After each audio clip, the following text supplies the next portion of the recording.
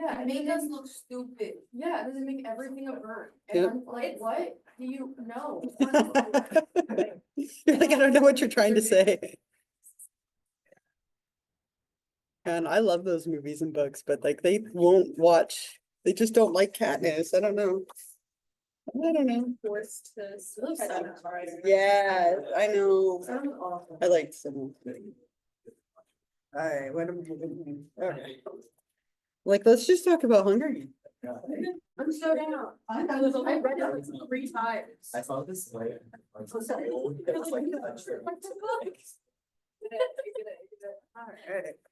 Alright. Well, then I coached 2 soccer teams worth of like little girls and they run around on the field yelling chicken jockey. So it's just, I'm surrounded by chicken jockey. I get it. It's a lot of I understand. Minecraft. Yeah, I have That's to okay. see where the end is. Alright. Alright, good morning. How's everyone? Yeah. Tired? Yeah, I know, me too, right? It doesn't seem to matter when I go to sleep every morning. I'm like, I'm tired. Right, we're getting there though. We have less than a month left. Like it's less than a month at this point. So I don't know if that's encouraging or overwhelming. It's terrifying. Okay, we have lots of time left. I mean, lots of it, but not too much, right? No, we're getting there, right? We don't have that much left, which is nice. So summer is coming, not winter, but summer. Summer is coming. So it's on its way. So hang in there. Say that to myself and to all of you. We'll hang in there together. We'll keep going with schizophrenia. We just have a few more thoughts with that, and then we'll move on to personality disorders, which I think will be really helpful for a lot of you. Several of you are thinking of personality disorders for your characters in your paper. So hopefully that'll be a kind of helpful unit to get into when we get there shortly. But last time we ended here, right, we were talking about a lot of biological stuff with schizophrenia, right? So a lot of things with like glutamate and dopamine and serotonin, some biology and different structures along with genetics.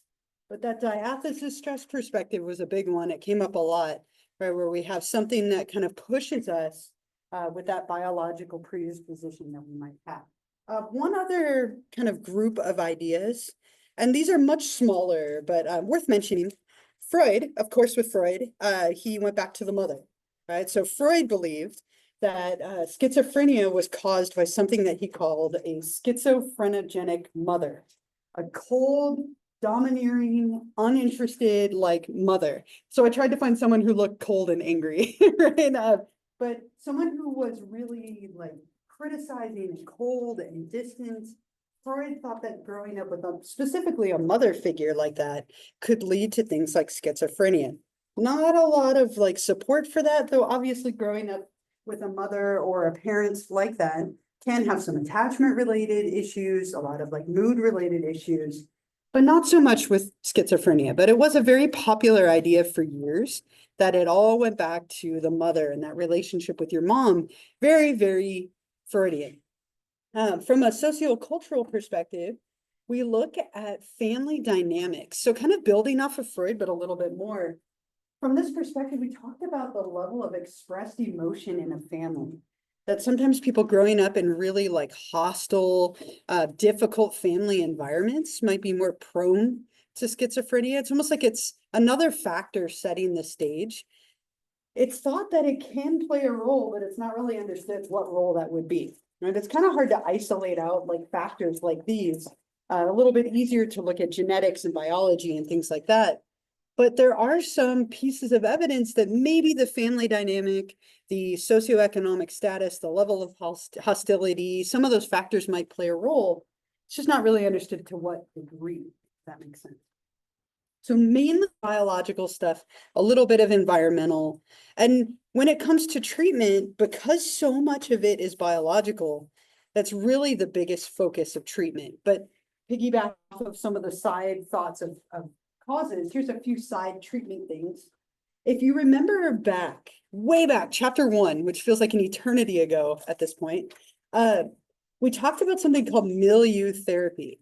If you remember, like for a lot of years, we just locked people away and treated them really horribly and cruelly. And it wasn't until like the 1950s that we got this idea that we should treat people with respect and give them like meaningful activity and responsible behaviors So ever since the 1950s, we've tried really hard, especially with disorders like schizophrenia, to give people like a climate that promotes safety and self-respect and meaningful activity. Oftentimes people with severe schizophrenia become hospitalized at some point. And it might just be to get medication under control or get onto a medication, but it's not uncommon for someone with schizophrenia to be hospitalized. And when people are in a hospital setting, we use a lot of like token economy programs with this population. Also with children, these are very, very commonly used with children, where you kind of reward people for doing proper behaviors. So you might set up like a reward chart of sorts, and you get points or tokens or stickers or whatever for desired behaviors that you can then trade in for privileges or goods or whatnot. And so we do a lot of that with schizophrenia patients who are really out of contact with reality. Let's do little steps of like rewarding you for proper behaviors. So these are kind of like some little side thoughts before we get into the medication. But I imagine that a lot of you have had a token economy at some point, right? If you ever received like stickers or check marks or stars or whatever that you could trade in for a toy or a privilege, they're really, really commonly used, especially in like school settings. My kids come home with like these tiny little random like toys that they get because they get to trade in their points or stickers for little gifts. The biggest, though, by far is medication, right? And so we've talked about a few of these antipsychotics when we were covering bipolar disorder and depression, but antipsychotic drugs are used for schizophrenia. Schizophrenia is a psychosis, right? So we use antipsychotic drugs. And these have been around since like the 1940s, 1950s, but they've been really like updated and revolutionized since then. Right. And if you remember back to SSRIs and SNRIs and all those medications, we've gotten newer and newer and better ones over time. The same is true here. We have a lot of newer and better neuroleptic drugs or antipsychotic drugs, but they have an incredible number of side effects. They're very difficult to tolerate. And some of these, like Abilify and Zyprexa, Seroquel, risperidone, some of these are sometimes used for depression or like really severe bipolar disorder and mania, but they're typically used for schizophrenia as well. And just the side effects are very challenging because they affect you so dramatically. I have a little video that introduces these. It's that same guy talking about these different drugs, and then we'll talk about them a little more. But I think it's a helpful introduction to say people with schizophrenia than schizophrenics, but he says it repeatedly every time I like cringe just because it feels a little rude. But he introduces these really nicely, these neuroleptic drugs or atypical antipsychotics, which are the commonly used ones now. But with all of these, what you see as he was describing are these extrapyramidal effects that we get. Things like that akathisia, right, where you're just shaking and you have tremors and blurred vision and issues with like your blood sugar levels and insulin, heart rate, blood pressure. There's just so many side effects with these drugs, and they've gotten better and better, right? So the atypical ones are the ones like Abilify and Seroquel and Zyprexa and things that are more recent. But some of these older ones, they just were so hard to tolerate, but would alleviate the symptoms of schizophrenia. So it's this very delicate balancing act of trying to get people at the lowest possible dose where it helps them, but not high enough that they can't tolerate the effects of the drug. And unique to these is they often have a lot of very extended release form of the tablets or like medications, sometimes even injectable versions, because people with schizophrenia oftentimes forget to take their medication. Due to the nature of the disorder, they might not remember if they did. They might have issues remembering to do that or trusting whether or not they did that and so on. So a lot of these come in like different forms than is more conventional, where you'd like just take a pill normally. Some of these are also injectables that last for like weeks instead of just one day. So a lot of different medications to work on dopamine specifically, and also glutamate and serotonin.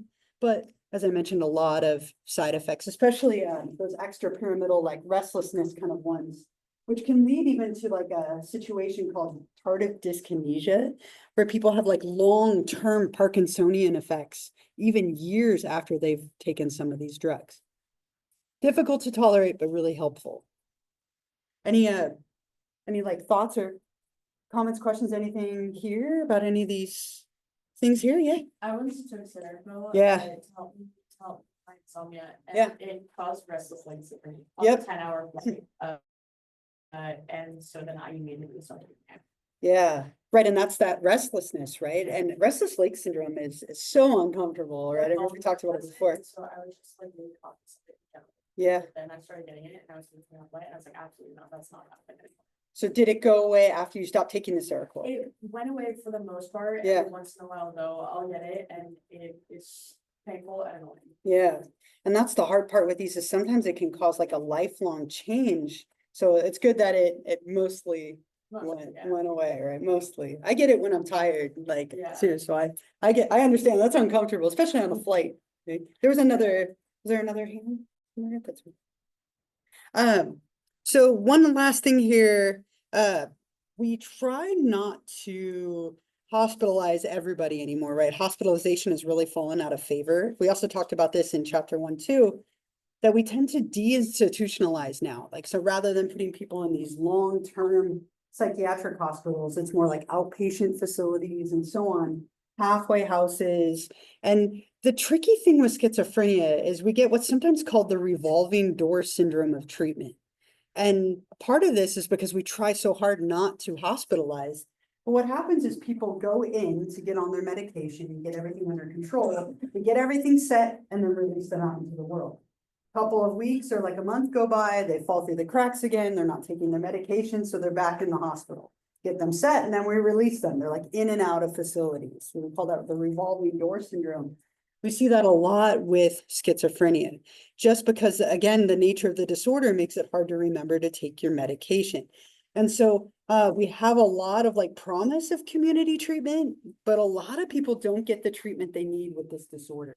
I think this is one of the disorders where we see the biggest need for something different, because traditional like hospitalization is too much, but community treatment and like outpatient treatment isn't enough, right? So trying to find some blend of the two, or you know, a lot of family support can really be necessary.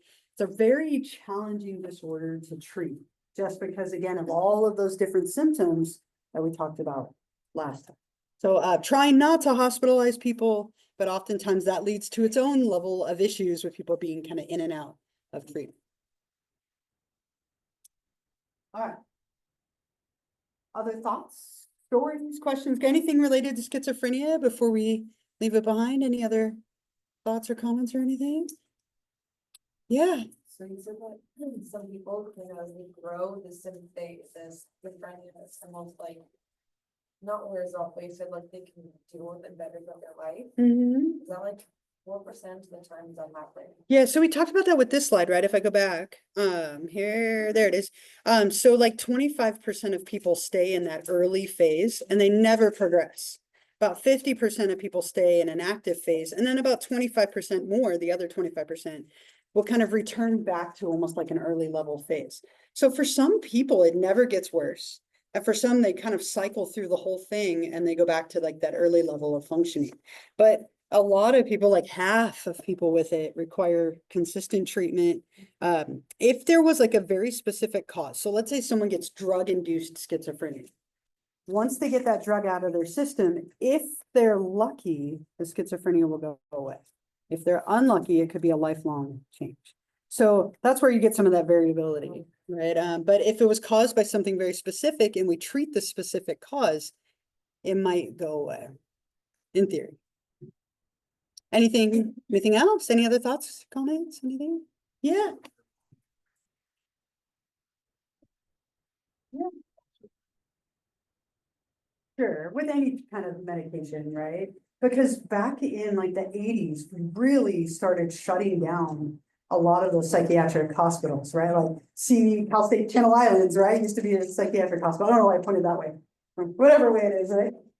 So many of those facilities were shut down. And so what that meant is instead of having a place to house people who need a little bit of community care, there isn't anymore. They're like little wings in hospitals now, or private facilities and centers, which are way more expensive and harder to have access to for people.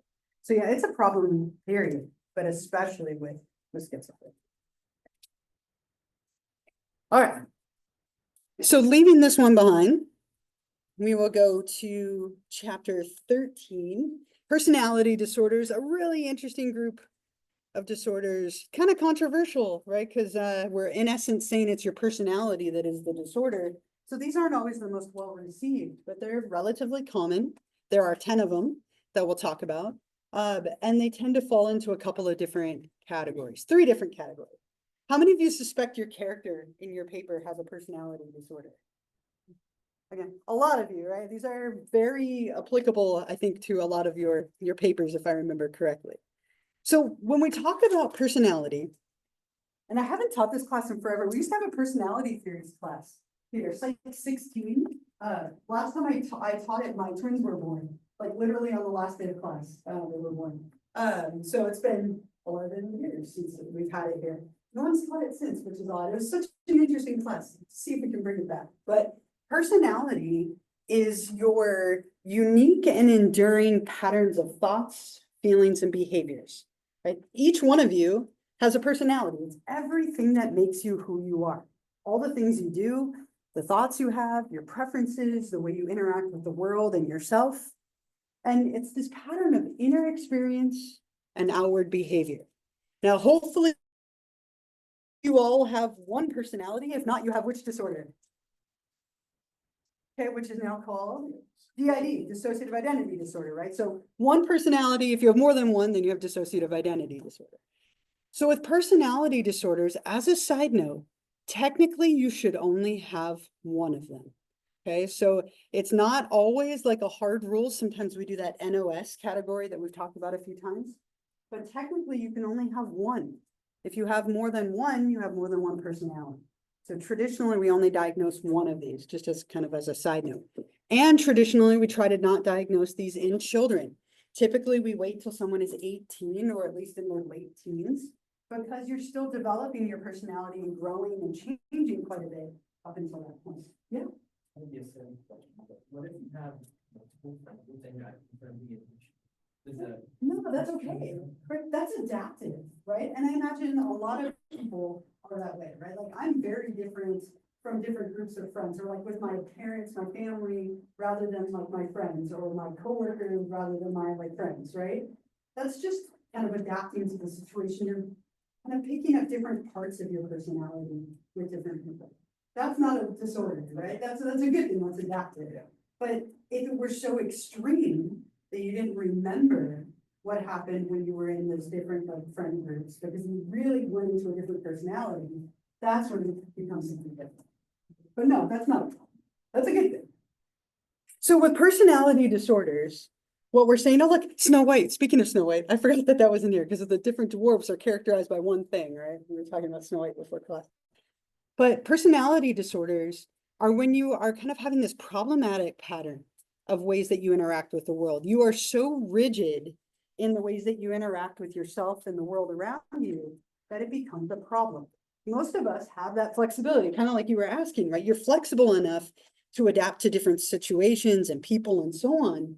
When you have a very inflexible and maladaptive pattern of thinking and behaving that tends to start really early in life and kind of persist, that's when we would call it a personality disorder. And these are very global disorders in the sense that it is your entire personality that we are diagnosing. And again, that's what kind of makes these a little bit hard for people to accept, is we're in essence saying your personality, everything about the way you are, is the disorder. They're also very difficult to change because it's who you are. Not that you can't change them, but they're challenging. So in general, we divide these into 3 groups. There are ones that are odd and eccentric, ones that are kind of like dramatic and emotional, and ones that are a little bit more anxious and anxiety based. So 3 different groups. And your book has this chart. We're going to talk about all of them, but 3 of them in the odd and eccentric group, 3 in the anxious, fearful group, and 4 in the dramatic or emotional group. So we'll talk about each one of them. And with each one, I'm going to write a couple of like keywords for it just to help you keep them straight.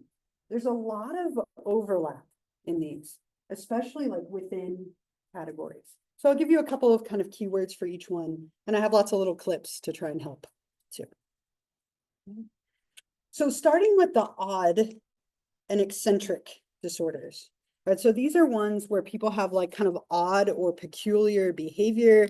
They tend to be kind of socially isolated as a result. You see a lot of overlap here with schizophrenia, hence the names. We kind of talked about this last time, right? With schizoid, schizotypal, paranoid. These have a little bit of overlap with schizophrenia, just not as intense and definitely a little bit more global. So we'll start with paranoid personality disorder. And again, with each one, I'll try and give you just like a couple of kind of keywords. So this one I'm going to write suspicion.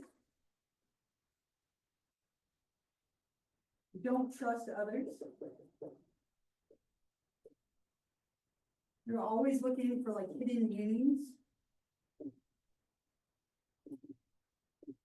You're paranoid about everything and anything kind of all of the time. Let's say unjustified doubts. So you doubt the loyalty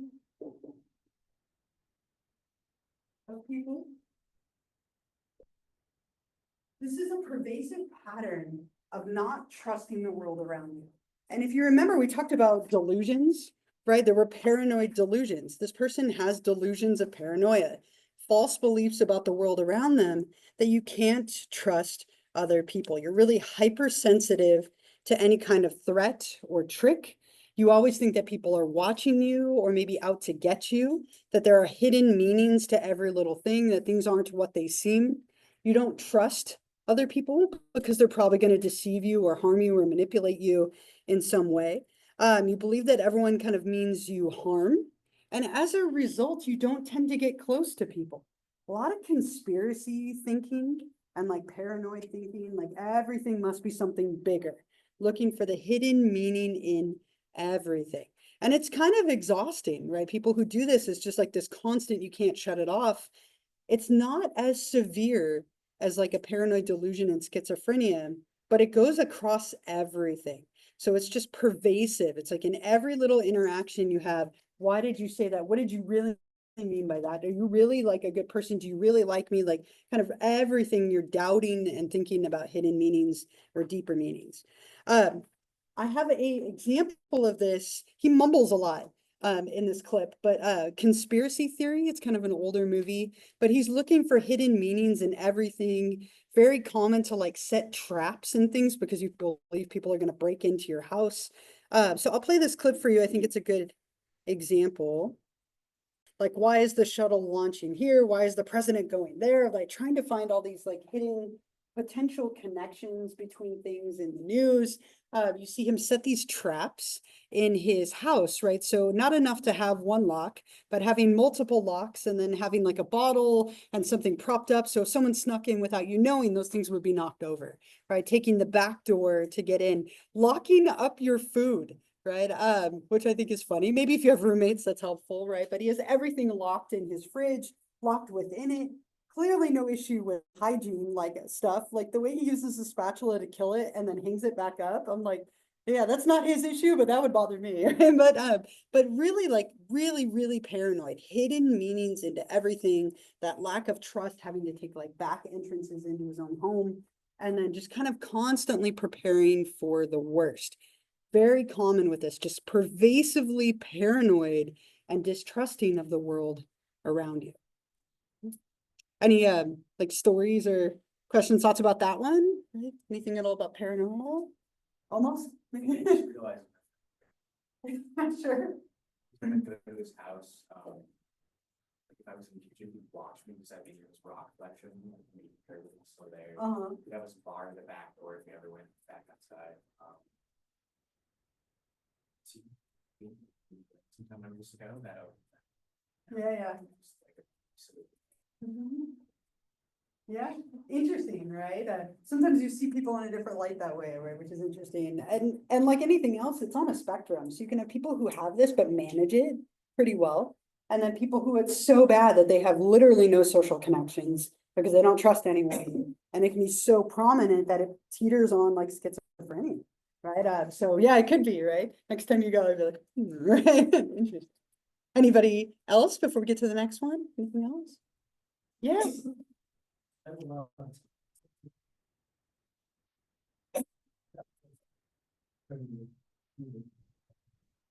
You good? Yeah, My mom's side is.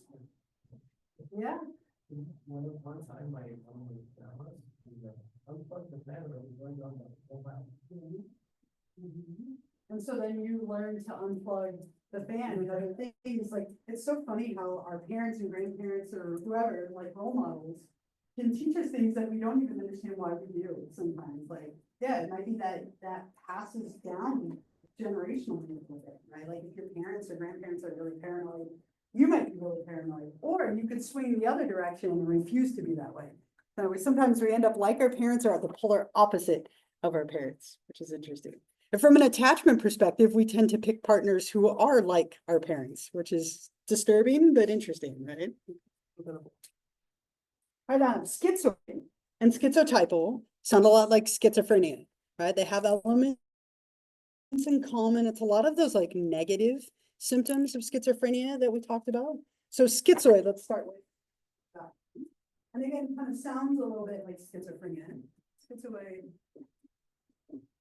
And these two are a little bit different.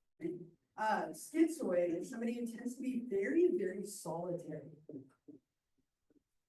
They avoid relationships. Right, so they tend to avoid other people, tend to be loners oftentimes. They're very typically kind of cold. There's a lot of emotional coldness.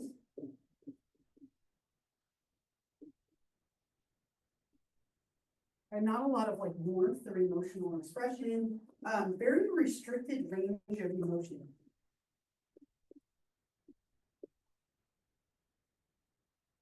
And this one's very along the lines of like the negative symptoms of schizophrenia, like not a lot of volition, not a lot of emotion, not a lot of warmth, tending to be solitary and kind of hang out on their own. Very like odd and eccentric behavior, not as much as the next one, but some kind of odd, bizarre behavior, very distant and unfeeling, very rarely will marry or have a lot of relationships. They are alone by choice, right? So they tend to want to self-isolate and be solitary. And the fact that they don't have a lot of emotional warmth makes that very likely anyway. Great example of this, like Bruce Wayne in the new Batman movies, right? He's a solitary guy. He's a little odd, a little eccentric, has some odd like stuff, but very like kind of cold, restricted emotional range. He doesn't have a lot of people he's close to, just a couple. That's very common with this one. A lot of those like negative symptoms of schizophrenia being present, very pervasive and on a lower level. Schizotypal is a little different. I have like two favorite personality disorders. I don't know if you can have favorites, but I have a favorite list. Like your children, you shouldn't have a favorite, right? But schizotypal. Schizotypal is really, really interesting. With this one, we have like a lot of like odd and peculiar behavior. Sometimes you get like very magical thinking,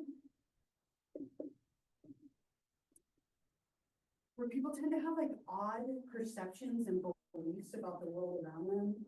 Very like odd and eccentric behavior. It's like eccentric. Maybe it's peculiar dress, like they things that are kind of odd or stand out or like very abnormal or atypical. Often believing they have like magical abilities or powers or making strange predictions about the world. They tend to have a lot of paranoia as well, kind of piggybacking off of the other two. Oftentimes they're very, very lonely individuals. They want to be close to other people, but because they have magical thinking and eccentric, odd behavior and dress and beliefs, it tends to kind of isolate them out. I'll add paranoid because that's a big part too. But you tend to see a lot of like strange behavior, which makes it hard for them to make social connections and feel like they belong somewhere.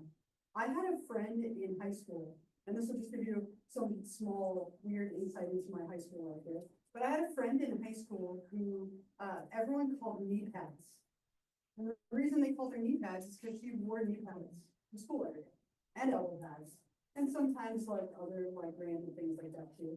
And she used to wear a trench coat to school every day until Columbine happened and they banned trench coats. And she wore a black sheet, right? She's like, I can wear a cape, it's not in the dress code. She was right, they let her wear it, but it made her look all the more odd. She was a black belt in karate, so everyone was terrified of her. Not me. I thought she was really interesting. I think it was like my teacher psychologist, if I had to rationalize it away. So she would wear like a cape, knee pads, elbow pads. That wasn't even the weirdest part of her, right?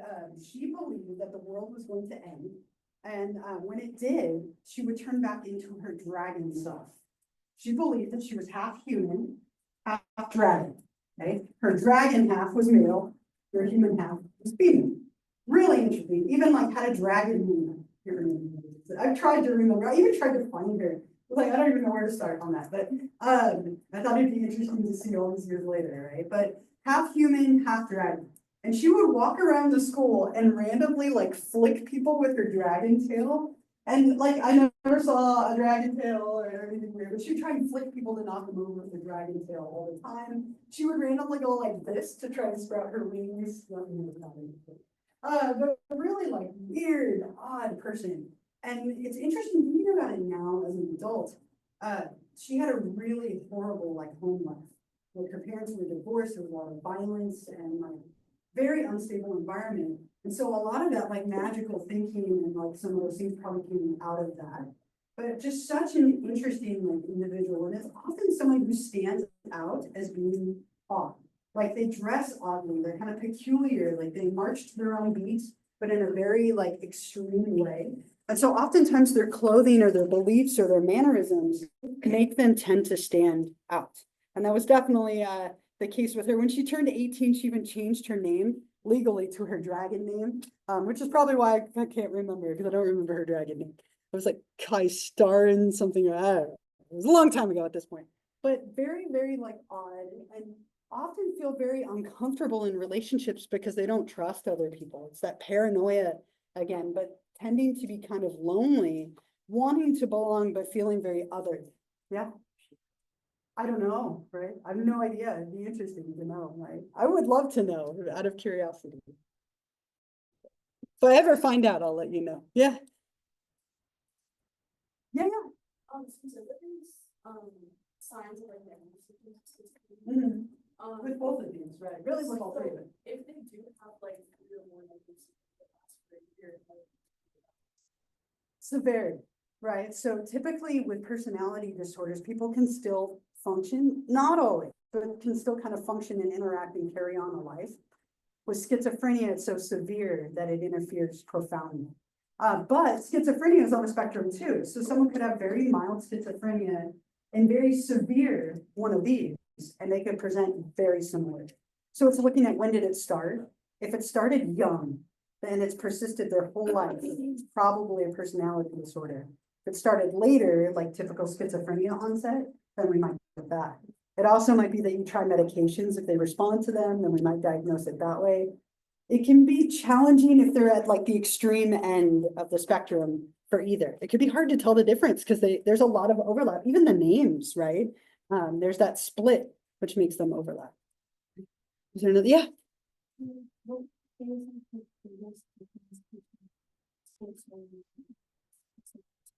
Yeah, so schizotypal, it's that magical thinking and like odd, peculiar dress and behavior. So schizoid is mainly dominated by like being cold and like very like solitary, not a lot of emotion, versus schizotypal is more like the odd thinking, magical beliefs, and odd like eccentric behavior, if that makes sense. Yeah.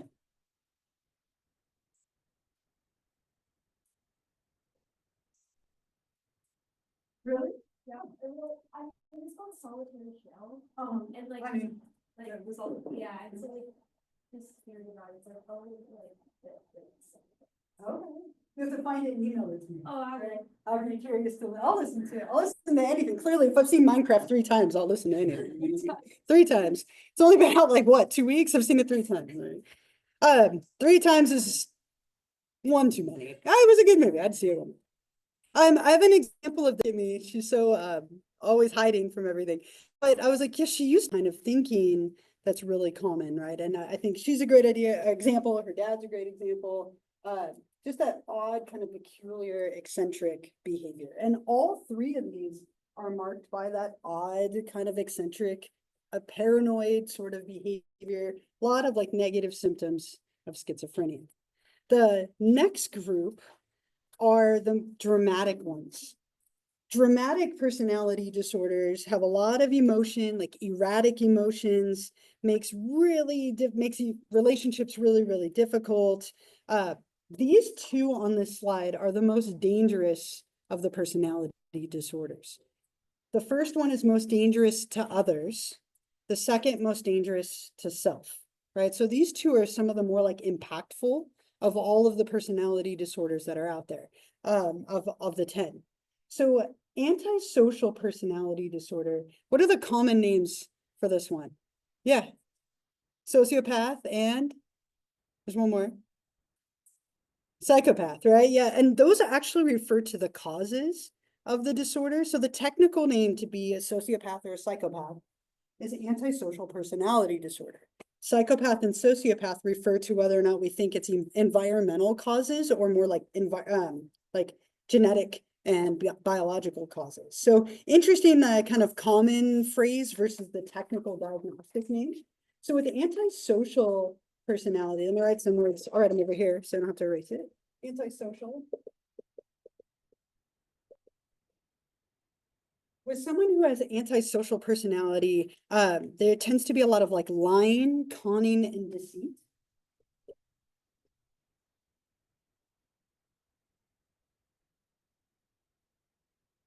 Often very like manipulative. There's a complete lack of remorse or guilt. And that's kind of a hallmark of this disorder. This individual tends to feel no guilt, no remorse about the things that they do.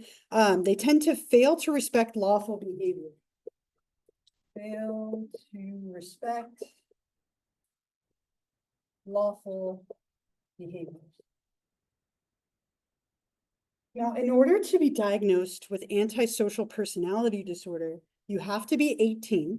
That is a hard rule with this one. With the rest of them, it's encouraged. With this one, it's a hard rule, right? And technically, you have to have had like a conduct disorder and an oppositional defiant disorder as a young child. What that means is this is a long-term pattern of not conforming to the rules, not following the rules, breaking the law, getting into trouble, lying and conning and deceiving other people. It's a long-term pattern. So you see somebody showing evidence of this, it's one of the criteria since they were a young child. And oftentimes what you can see with this is someone has like violent, criminal, and unethical behavior. They don't feel like a lot of affection or care for other people.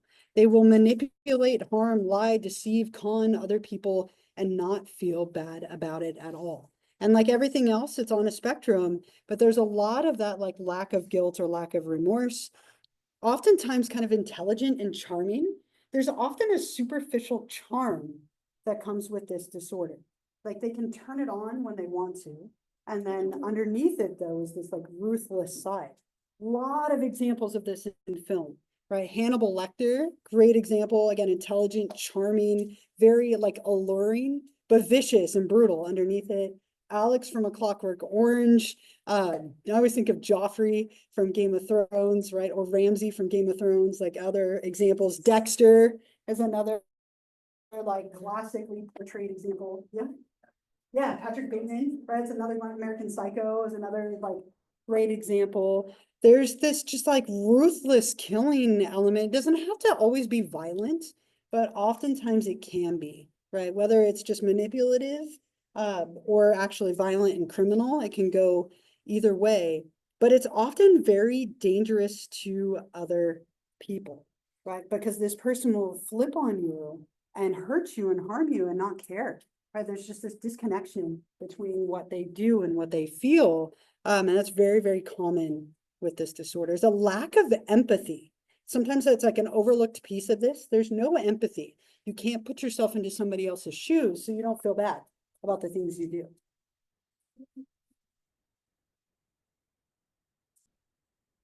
It's not like in this specific disorder, is it like certain people or is it like in everything? sometimes people who have this disorder will have like a select one or two people that they care about, and that they're more able to like feel some of that, or they know, like, okay, so I always think of Dexter. Dexter's such a great example of this. Like, he had a code that he lived by, and he didn't believe it or internalize it, but he was aware of it. So it was like, I know that I should do this, so I'm going to try to do this, right? Because I know that's what I should do. So, yeah, so it's more like trying to follow social. Yeah, right. Like, so he would bring donuts every day to try and seem like he was like a nice guy who cared.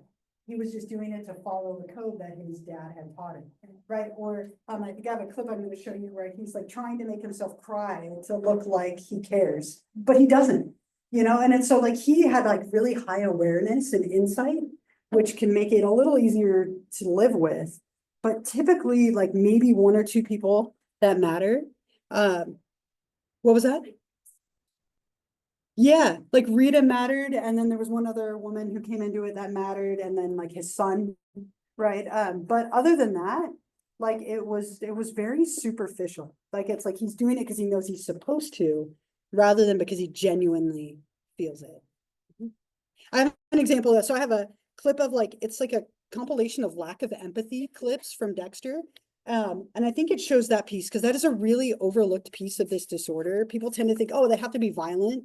And that is can be the case, but it can also just be that lack of remorse, guilt, and yourself in someone else's shoes or position, but he knows what he's supposed to do, right? And so like as someone with high insight, he tries to act that way. And on the surface seems like a decent, nice guy, but he, I mean, murdered countless people, but he has a code of who he murders and doesn't murder. It's just that, so it's a really interesting disorder in the sense that there's often that superficial charm. Like they seem like charismatic and caring and really interesting, but underneath it just ruthless, and that lack of remorse and lack of like any kind of guilt or empathy. And as I said, a ton of characters in film and in TV shows portraying that. Any other like questions or stories or thoughts about this one? Yeah.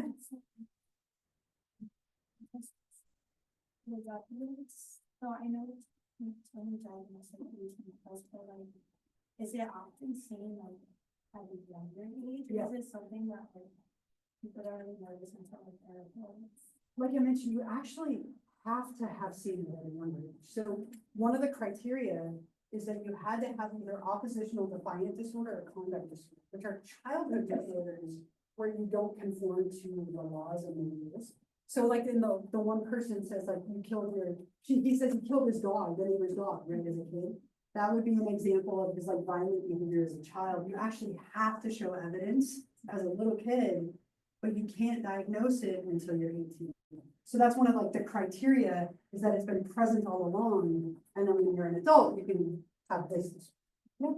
Is this where the like starting fires as a child or like killing small animals? Yeah.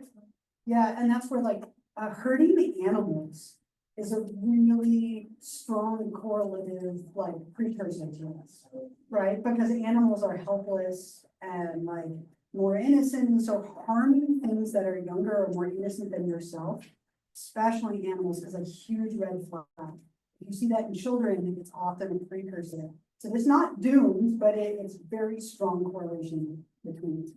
So if someone had criminal or molest behavior went under the radar, Yeah. as a kid, would you just not be diagnosed? It could be that, you know, that you don't meet the criteria then. So you don't, like, technically you have to show signs of it. So it could be that it wasn't diagnosed. It's often kind of like a gray area that you can get around because it's difficult. typically, yeah, I mean, and it's pretty like obvious most of the time when people have this. And you can usually trace back signs of it. Maybe it wasn't bad enough that they were diagnosed, but they probably got in trouble. There's probably bullying. There was probably stuff that they did that might have been ignored at the time. And it escalates as they get older. And in that case, it would be enough to like still be assets. I think you're next. You mentioned like the superficial charm. Yeah. Do you think there are people who are like, get out of that? Oh, for sure. But you can hide it well enough. If you're intelligent or charismatic enough, you can hide it. Right? I was thinking like little Joffrey from Game of Thrones. Like he had like, right, he was the worst character. I was so happy with that. That sounds awful to say, but like him, But like when, like he wanted to, he could be charming, right? But it like, it doesn't tend to hold up consistently. You could be charming enough to hide it, right, for a time. Same with Ramsey, actually. Same with Ramsey. Ramsey had a charm to him, Yeah. right? That's like my partner's favorite character. I'm like, that's That's scary. That's Scary, but okay. He was such a like, He was he interesting. had character, like charisma, but like so terrifyingly ruthless underneath. Like he's probably the most scary person in there. Right? Yeah, Like, and there's also certain things from which don't do without having that might not even be a problem. Like even like betting like that. That's Yeah. something. right. There's like for seriousness, it's like setting fires, small animals, sometimes like all like sound. They feel a lot of seriousness. Yeah. Or just people in general.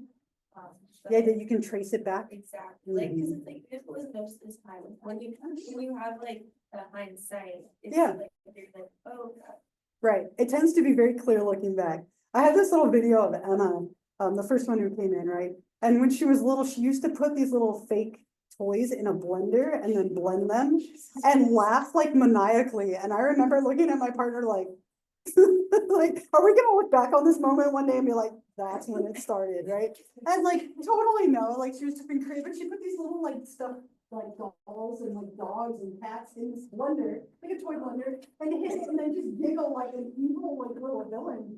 And like, I think she was just being funny, but like, I had that moment of like, one day I'm gonna look back and be like, it's all making sense now, but I don't think so. Yeah, my mom was so freaked out by a girl that we grew up with, was came over her. Yeah, Because anytime I went over there, it was safe, all the dolls on my heads, like all of the dolls on my head. Right. Like, even ones where like the neck and the body were like all connected, like Yeah. like a Barbie, like boobs. decapitated She, all like, of them. huh? cut them off. And I Mm. was like, I don't trust this. Which could be very concerning or just creative, right? Like you just have to wait and see, I guess, right? Like, and like, that's not uncommon, like, I won't say it's an abnormal thing to do, right? But it could be one of those where like 20 years later, you look back and go, I should have known then, right? Or like that was just them being like a kid, right? And that's where it gets so tricky. Sometimes you don't know until later. All right, we're out of time. Let's keep going. We'll pick up with Borderline when I see you on Monday. Have a wonderful weekend and I'll see you next week. Oh, thank you, thank you. Bye, take care. Oh my God.